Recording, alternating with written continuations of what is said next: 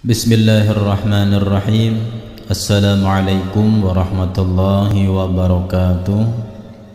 Dalam kesempatan kali ini saya akan menguraikan bacaan tajwid pada surat Al-Baqarah ayat yang ke-11.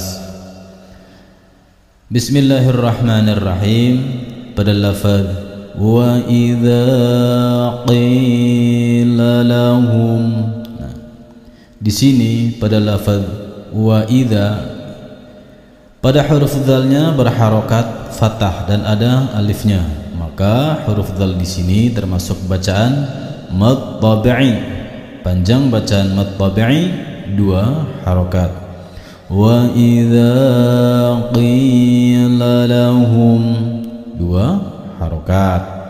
Berikutnya di depan huruf dzal ada huruf qaf berharokat kasroh yang bertemu dengan huruf ya berharokat sukun, maka ini termasuk bacaan mad tabi'i sama seperti sebelumnya, yaitu panjangnya 2 harokat. Wa idza qila lahum 2 harokat. Berikutnya di sini ada huruf mim berharokat sukun bertemu dengan huruf lam alif, maka ketika huruf mim berharokat sukun bertemu dengan huruf lam alif, ini termasuk bacaan idhar jelas. Wa idza qila lahum la, hum mim matinya tidak boleh dipantulkan serta tidak boleh didengungkan. Contoh dipantulkan lahum, tidak boleh.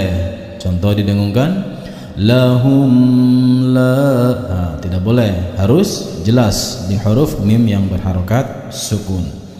Wa idza qila lahum la, harus jelas. Berikutnya pada lafaz la tufsidu. Nah, di sini ada lam alif. Lam alif di sini termasuk bacaan mad tabi'i, maka panjangnya 2 harokat. La tufsidu, la 2 harokat. Berikutnya di sini ada huruf dal berharokat dhammah bertemu dengan huruf wawu berharokat sukun, maka ini termasuk bacaan mad tabi'i. Panjang bacaan mad tabi'i 2 harokat. La tufsidu 2 harokat. Berikutnya pada lafaz fil ardi. Di sini di depan huruf fa yang berharokat kasroh ada alif. Alif di sini dinamakan hamzah wasol. Hamzah wasol di sini tidak dibaca ketika kita membacanya dari sebelumnya. Berarti fil ardi. Jadi begitu membaca fil langsung dimasukkan ke dalam huruf yang di depannya hamzah wasol, yaitu di sini huruf lam. Fil ardi. Langsung dimasukkan ke dalam huruf yang ada di depannya. Di sini ada huruf lam berharokat sukun, maka ketika membaca huruf lam berharokat sukun tidak boleh dipantulkan dan tidak boleh didengungkan. Contoh dipantulkan fil ardi, tidak boleh.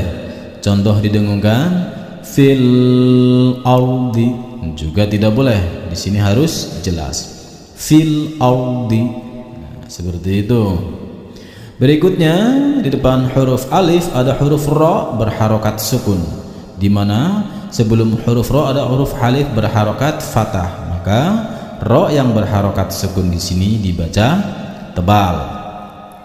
Fil ardi, fil ardi, dibaca tebal. Berikutnya setelah huruf dha yang berharokat kasroh ada tanda waqaf, yaitu lam alif kecil.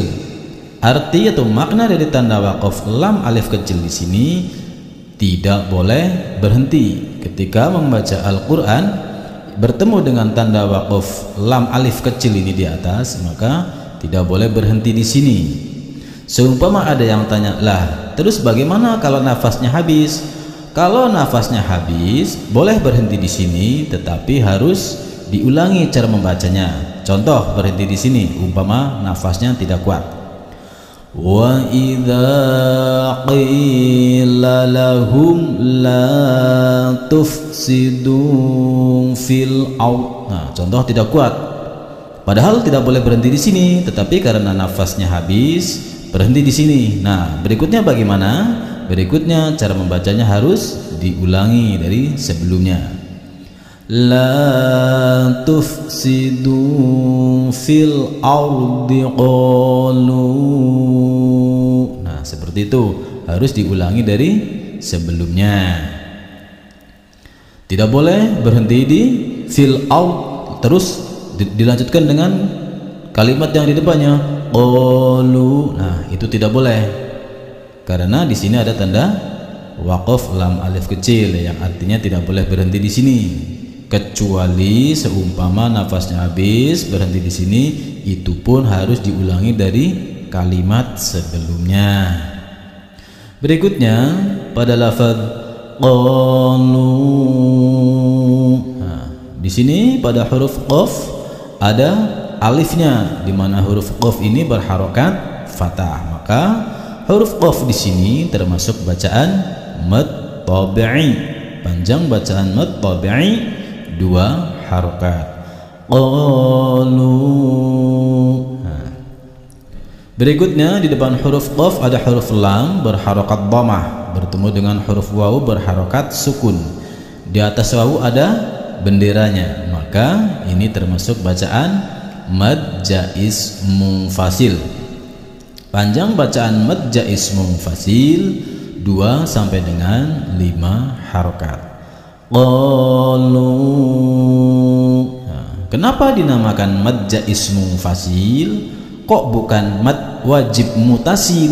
Karena di depan huruf wawu ada huruf alif, di mana alif di sini ngikut ke kalimat berikutnya, bukan ngikut ke dalam kalimat qalu di sini. Jadi ini termasuk bacaan mad jaiz munfasil. Panjang bacaannya 2 sampai dengan 5 harokat. Berikutnya di sini pada lafaz innama. Di sini ada huruf nun berharokat fathah dan ada tasjidnya. Maka ketika membaca huruf nun yang bertasjid tidak boleh disentak, serta harus didengungkan. Panjang dengungnya yaitu 2 sampai dengan 3 harokat. Innama. Nah, panjang dengungnya 2 sampai dengan 3 harokat. Hati-hati, nun bertasjid tidak boleh disentak. Berikutnya di sini ada huruf mim berharokat fathah dan ada alifnya. Maka huruf mim di sini termasuk bacaan mad tabi'i. Panjang bacaan mad tabi'i 2 harokat. Berikutnya pada lafaz nahnu. Nah, di sini ada huruf ha.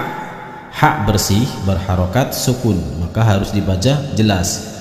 Nahnu, bukan nahnu, tetapi nahnu, karena di sini huruf ha, bukan huruf ha. Huruf ha dibaca jelas, bersih. Nahnu. Berikutnya pada lafaz muslihuna. Nah, di sini ada huruf sod. Sod ya, bukan sod tetapi sod. Cara membacanya mulutnya monyong ke depan. Sod. Muslihuna. Yang di sini ada huruf sod yang berharokat sukun, maka harus dibaca jelas. Muslihuna. Berikutnya di sini ada huruf ha berharokat dhammah bertemu dengan huruf wawu berharokat sukun. Di depan huruf wawu ada huruf nun berharokat fathah.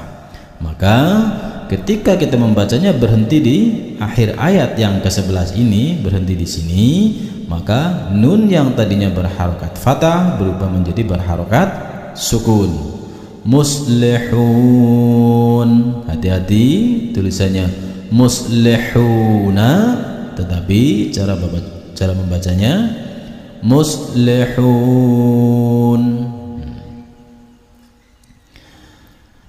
Berikutnya di sini ada huruf ha berharokat dhamma bertemu dengan huruf wawu berharokat sukun. Di depan huruf wawu ada huruf nun berharokat sukun. Jika dihentikan maka ini termasuk bacaan mad aridis sukun.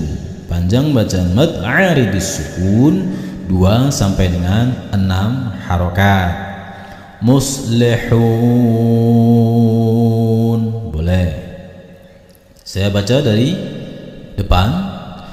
Bismillahirrahmanirrahim.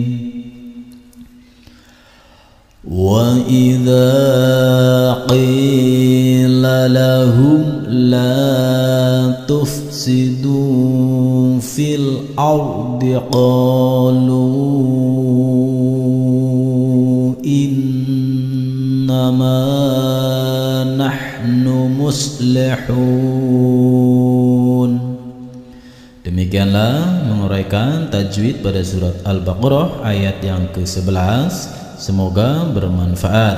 Wassalamualaikum warahmatullahi wabarakatuh.